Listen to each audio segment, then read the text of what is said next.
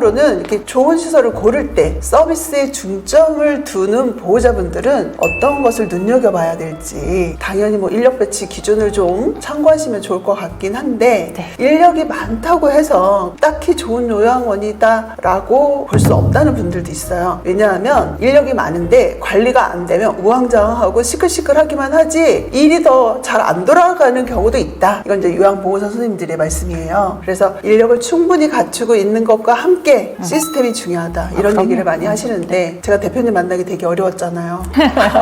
맨날 교육시키는 거야. 교육이 굉장히 많으신 거야. 이게 네. 바로 이런 시스템을 교육으로 갖추기 위한 과정이 아닌가 이런 생각을 하거든요. 교육을 이렇게 많이 시키시는 거예요. 종사자의 역량 강화. 네. 이제 사실은 현장에서 요양보호사 선생님들은 연세가 적지 않으세요. 저희가 흔한 얘기로 한 귀로 들어와서 한 귀로 흘러나가는 그런 상황들이 있으실 수 있죠. 아이들도 마찬가지. 학원에 그렇게 많이 가도 우리 애는 왜 성적이 이만큼밖에 안 나오는가 고민하시는 것과 똑같습니다. 일단은 현장에서 좋은 양질의 서비스를 제공을 하려면 저는 인력이 많아야 된다고 생각을 해요. 혹시 아시는지 모르겠는데 얼마 전에 뉴스 기사에 나왔는데요. 김포의 한 요양시설에 입소 어르신이 75분이 계시대요. 그런데 요양보호사가 15명밖에 없대요.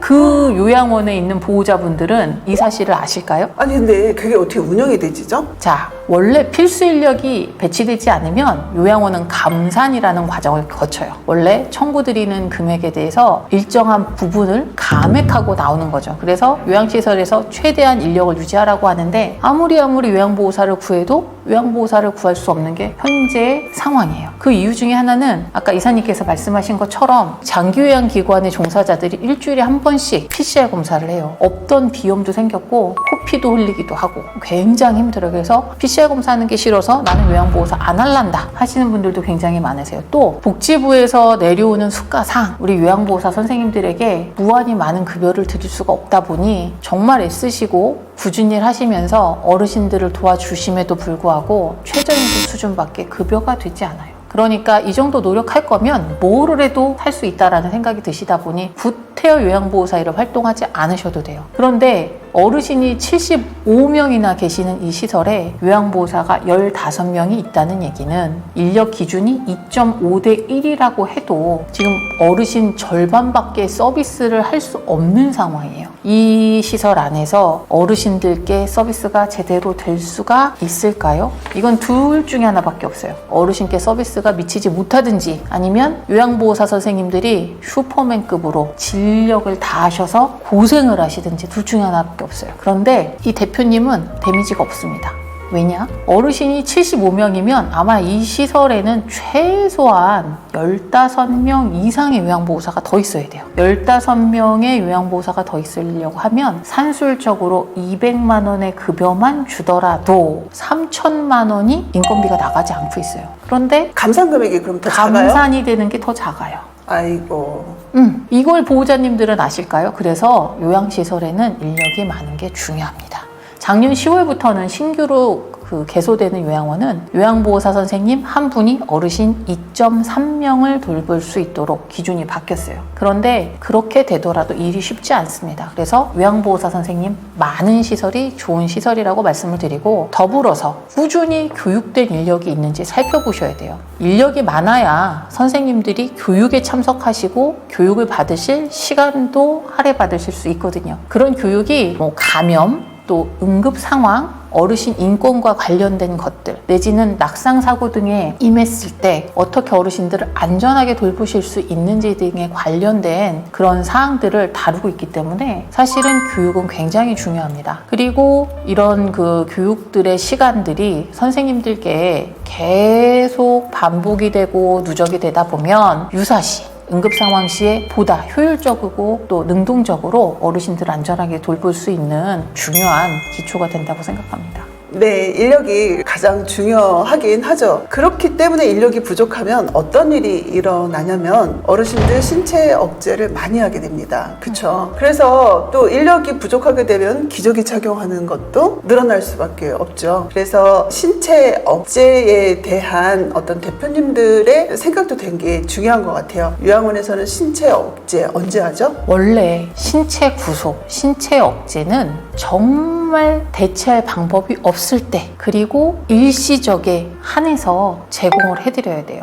예를 들어 어르신께서 생명 연장을 위해서 콧줄을 하셨다라거나 아니면 치료 목적으로 영양 수액을 맞고 계시는 상황이신데 이런 거추장스러운 줄이 나는 부담스러워 뽑아내시거나 이랬을 때는 치료적으로 의료적인 목적으로 최대 2시간 정도까지 구속이 되시는 거예요. 그런데 실질적으로 요양시설에 가보셔서 보시면 구속이 돼 있는 어르신들이 많으세요. 그래서 제가 여쭤보면 뭐라 그러시냐면 이 어르신은 잠시도 가만히 계시지 않으셔서 항상 묶어둬야 돼요 라고 얘기를 해요. 정말 놀라운 이야기예요. 왜냐하면 법적으로 신체 구속은 1회에 2시간을 넘으실 수가 없고 2시간이 지나면 어르신 혈액순환이나 컨디션 관리 차원에서 압박을 풀고 마사지를 해드리거나 그 앞에서 시간을 보내고 다시 20분 정도 시간이 경과된 다음에 해드려야 되는 거거든요. 그런데 인력이 없어서 라는 이유를 대시면서 너무나 쉽게 구속을 하시는 경우가 있어요.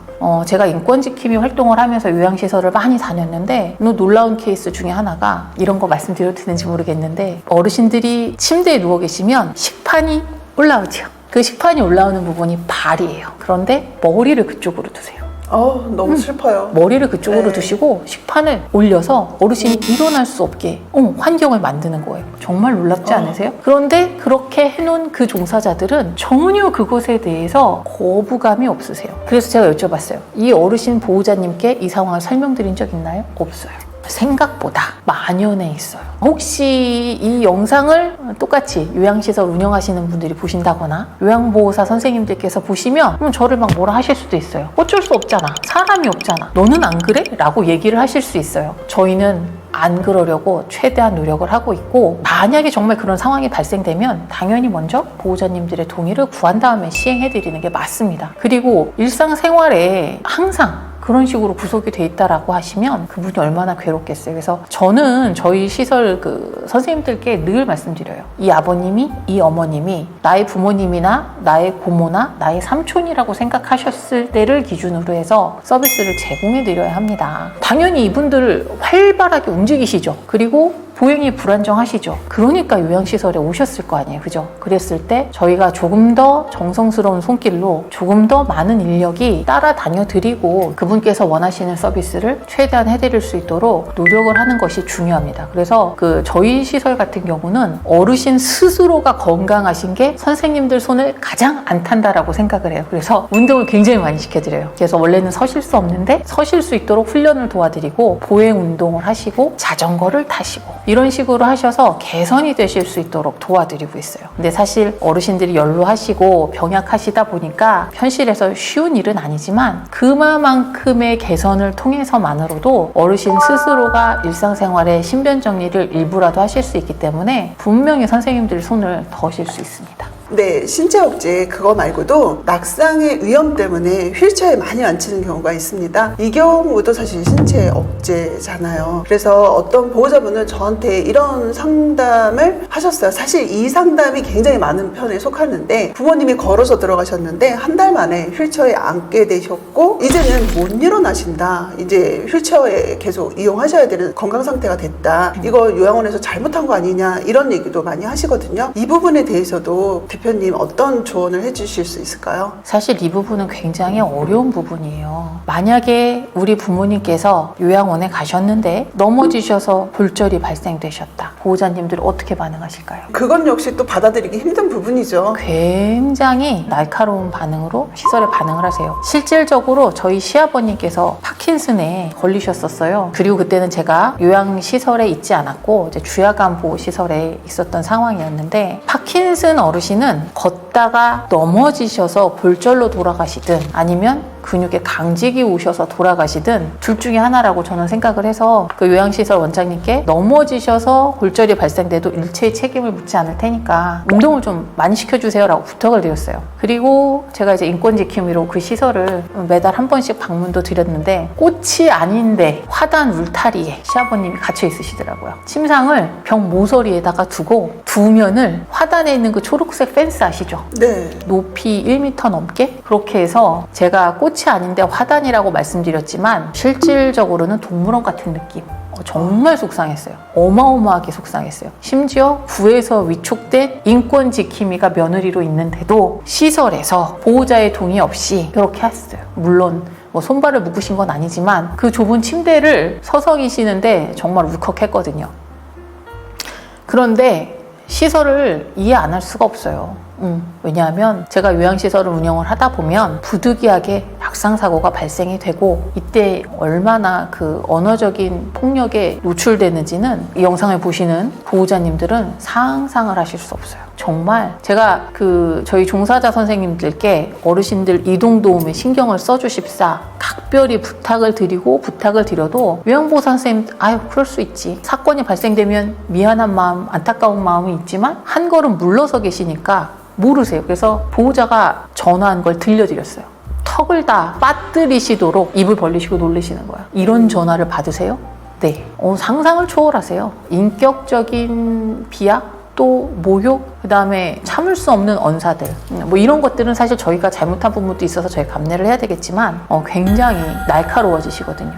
그러면 요양시설에서는 이런 선험적인 경험이 있기 때문에 당연히 조심을 할 수밖에 없어요. 근데 그 조심할 수 있는 방법이 휠체어에 모셔드리는 거죠. 앞전에 이제 다른 영상에서 신체 구속과 관련된 내용을 잠깐 언급을 드렸는데 사실 휠체어 정도에 모셔드리는 것은 어떻게 보면 굉장히 우아한 구속에 해당이 되세요. 실질적으로 저도 엊그저께 아침에 보호자님이랑 상담을 드렸어요. 어르신께서 보행이 굉장히 불안하시고 워커를 이용해서 이동을 하셔서 저희 선생님께서 1대1로 이동 도움을 제공을 해드리고 있는데 식사 시간, 목욕 시간에는 노동 집약적인 활동이시다 보니까 어르신을 1대1로 안전하게 모실 수 있다고 장담을 드릴 수가 없어요. 그래서 그 시간에 한해서만 휠체어에 앉혀드려도 될까요? 라고 여쭤봤더니 동의해 주셔서 식사 시간과 목욕 시간에 한해서만 휠체어를 이용드리고 있습니다. 그런데 이것들은 사실 낙상이 발생된 다음에 골절 때문에 수술을 하시면서 보호자 입장에서는 굉장히 큰 비용이 발생이 되고 어르신 입장에서는 재활을 담보하기가 쉽지 않아요. 수술은 잘 되실 수 있어요. 그런데 그 향후에 보행 능력을 회복하실 수 있다라고 장담을 드릴 수 없기 때문에 한 번 낙상이 발생돼서 골절이 생기고 나면 어르신 삶의 치명적인 변화, 삶의 질의 변화가 동반될 수밖에 없기 때문입니다. 그래서 만약에 어르신들을 그렇게 휠체어로 모셔야 된다라면 그 이외의 시간에 적극적으로 보행 훈련이나 하지 근력을 다져드릴 수 있는 운동이 병행되는 시설을 고려해 보시는 게 중요하실 것 같습니다. 네, 휠체어는 안전을 위해서 부득이하게 사용할 수밖에 없는 시간이 있지만 그 외의 시간에는 적절하게 운동을 제공해야 된다라는 말씀이신데요. 네. 또 낙상 예방을 위해서 야간에 묶는 경우가 많이 있습니다. 이런 것은 또 어떻게 생각하시는지. 그건 굉장히 위험한 발상이에요. 요양원에는 주간 선생님과 야간 선생님이 같으실 수도 있고 주간 선생님과 야간 선생님이 다를 수 있는 시스템이 있어요. 저희는 주간과 야간 선생님이 다른 시스템을 운영을 하고 있고 그래야 어르신께 보다 더 집약적인 서비스를 드릴 수 있습니다. 그런데 주간 선생님들이 편하시려고 낮에 주무시는 어르신들을 방치하게 되면 야간 선생님들이 너무 힘들어지세요. 원래도 어르신들은 수면량이 많지 않으세요. 저녁 8시, 9시쯤 취침하러 들어가셨는데 새벽 1시에 아침 줘? 라고 일어나서 나오시는 어르신들이 굉장히 많으시거든요. 그런데 심지어 낮에 계속 주무셨어요. 이분은 밤이 낮이에요. 그러면 얼마나 활동이 많으시겠어요. 그렇다고 해서 어르신이 넘어질까봐 신체를 묶는다? 그건 너무 잔인한 방법이에요. 그래서 이건 기관 시스템 자체적으로 개선을 하셔야 돼요. 최소한 점심 식사 이후에는 다 일어나셔서 적극적으로 활동을 하실 수 있도록 권해주셔야 합니다. 그리고 그것들은 요양선생님들은 원하지 않으실 수 있어요. 내가 6시에 퇴근할 때까지 이 어르신이 안 움직여주시면 가장 좋으시니까. 그래서 관리자들이 어르신들 다 일어나서 활동하시게 도와주세요 라고 권유해주는 시스템으로 가셔야 돼요.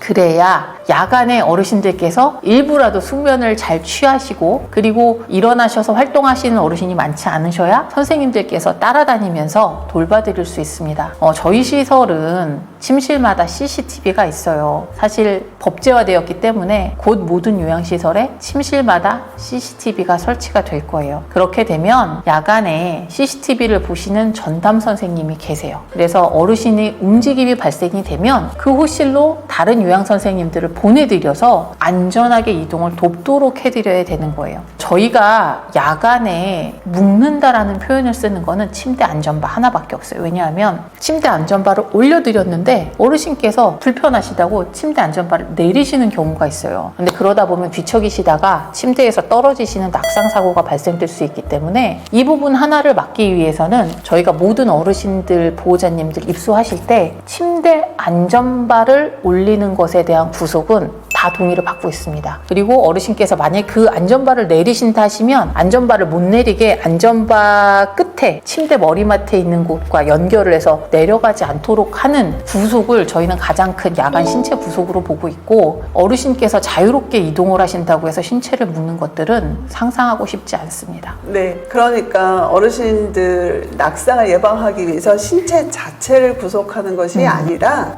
침대의 난간을 이용해서 구속을 하고 계시다라는 말씀이신 거죠. 보호자의 동의를 받아서. 네, 그럼요. 네. 입소하실 때 입소계약 첫날에 침대 안전바는 모든 보호자님들께 다 동의를 구하고 있고, 그리고 아까 말씀드린 것처럼 야간에 CCTV를 보는 전담자가 반드시 있어서 어르신이 움직이시면 그 침실로 바로 담당 케어자가 이동해서 서비스를 드릴 수 있도록 도와드려야 돼요. 왜냐하면 야간에 주무시다가 일어나시면 굉장히 어지럽고 혼미하시기 때문에 낙상사고가 많이 발생될 수 있기 때문입니다.